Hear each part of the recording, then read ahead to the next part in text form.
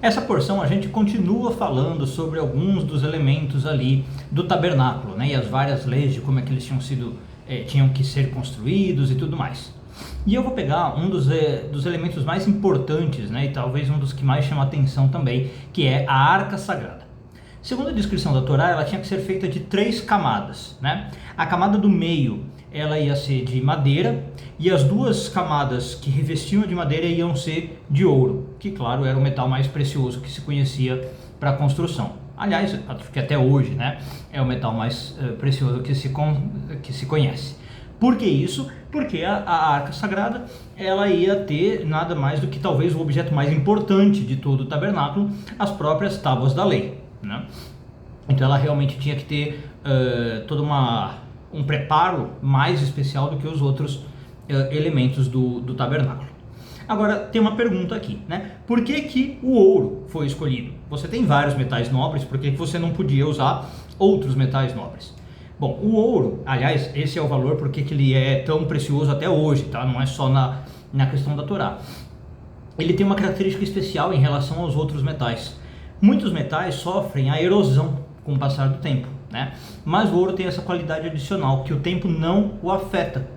Então, no sentido bíblico, o ouro foi visto como o metal mais adequado para conter os mandamentos divinos, né? Que foram entregues ali para o povo de Israel no Monte Sinai. Então, a Torá, que vai ser posta ali na Arca da Aliança, né? Está representando o quê? Valores eternos, os quais nem o tempo ou nem qualquer outra força terrestre pode destruir. Então, por isso, colocar a Torá, né, as tábuas da lei, em algo de ouro. Mas aí, se essa é a explicação, surge então uma pergunta: por que vai usar madeira na construção da Arca Sagrada?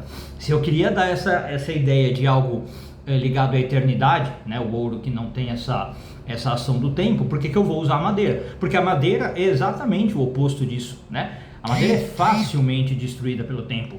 Passa-se alguns anos, né, e ela apodrece. Tá? Então, nesse sentido, ela não é um invólucro nada adequado para honrar a Torá e as tábuas da lei. Mas claro que vem aqui a Cabalá com uma sabedoria profunda para explicar o que acontece. O ouro, é verdade, ele pode ser precioso, ele pode ser eterno, mas ele tem uma ou duas limitações muito importantes. Ele é um metal, ele é frio, ele é sem vida, né? A madeira, por outro lado, ela pode ser transitória, mas ela tem uma grande vantagem sobre o ouro. Ela tem raiz na vida, né? A madeira é um elemento vivo, um elemento muito mais natural, digamos, do que o ouro, né? É justamente por isso que ela se decompõe, porque o natural na vida, natural de natureza, é que as coisas se decomponham. Então o ouro é muito bonito, mas ele é de certo modo muito artificial. A gente não encontra coisas mundanas eternas. As coisas eternas, elas são do extramundo, digamos, como a Torá, né? Mas as coisas mundanas, elas têm essa característica de serem perecíveis, tá? Então a madeira está representando isso. Ela tem as raízes na vida, ela cresce, ela alcança as novas alturas, mas isso chega a um certo limite, tá? Então agora nós estamos unindo as duas informações. A arca que tem a Torá, né, o nosso pertence mais precioso, como eu falei, e isso vai representar então na nossa vida o que é mais precioso, são símbolos de algo que tem que ser um valor eterno, né, indestrutível, e que não importa quanto tempo passa, aquilo ali se mantém, mas a eternidade não é suficiente. Aquilo tem que ser algo que se aplica na minha vida. Se eu me preocupar que esses ensinamentos sejam apenas eternos, né, eles ficam de outro mundo, como eu falei. Eles ficam uma coisa que não é acessível para mim, né? Não é da nossa realidade. A nossa realidade, como eu falei, não é de coisas eternas. Então eu tenho que pegar esses ensinamentos que são eternos e trazê-los para a minha realidade, onde as coisas são perecíveis, percebe? Essa é a questão da madeira ali na Arca da Aliança. Como é que eu faço isso? Se a gente traduzir em bom português, eu tenho que pegar esses ensinamentos eternos e aplicar na minha vida.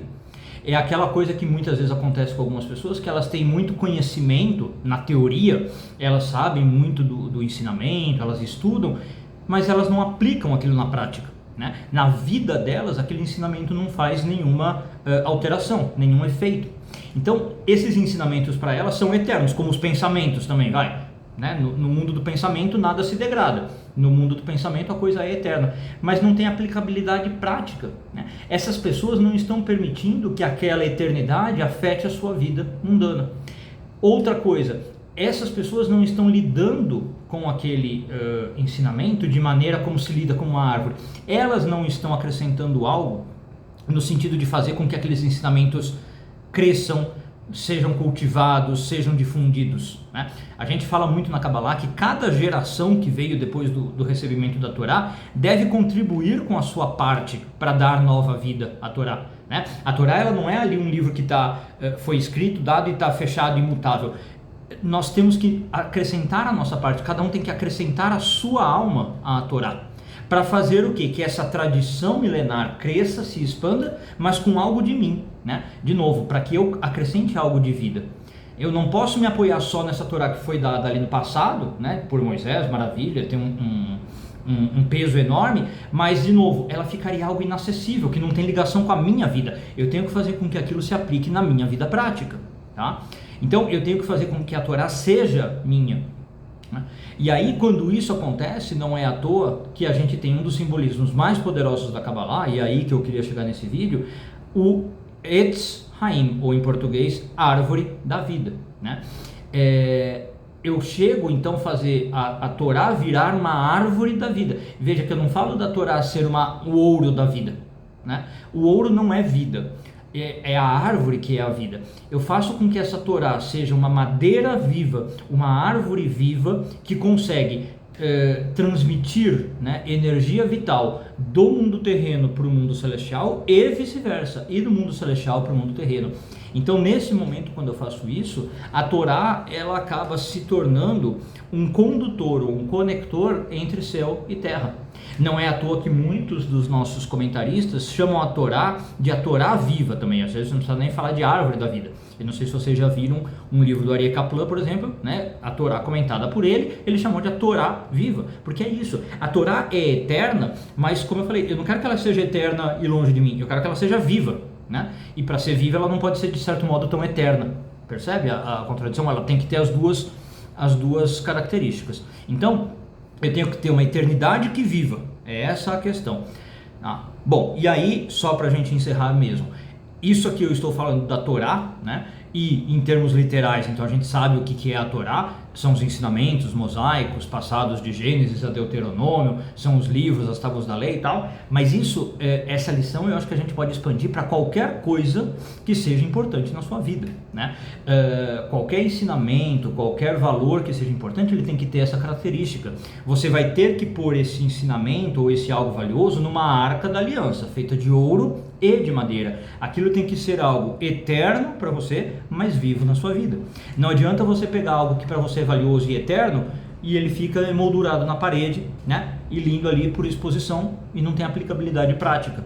Se você quer que aquilo realmente seja bom para você, eu vou falar assim, você tem que tirar da parede e ter aplicabilidade prática na sua vida. Aquilo tem que ser vivo, aquilo tem que estar útil no seu dia a dia. E aí, além da característica de eternidade, ele vai ser vivo na sua vida. Um bom dia a todos, uma excelente semana, Shavua Tov e tudo de bom.